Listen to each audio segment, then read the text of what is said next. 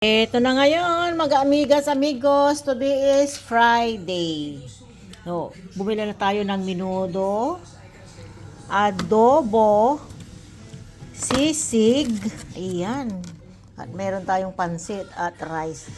Lahat binili na po yan para hindi na po magluto si amiga. So, ipapainit natin dahil medyo ayan di ba? Malamig na.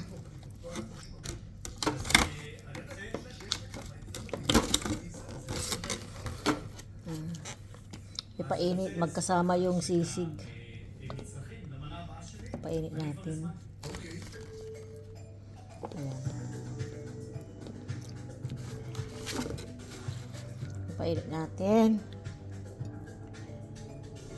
Kaya ang lasa nito sisig tsaka adobo. Sisig adobo ang kanyang lasa. Ayan, okay na po 'yan.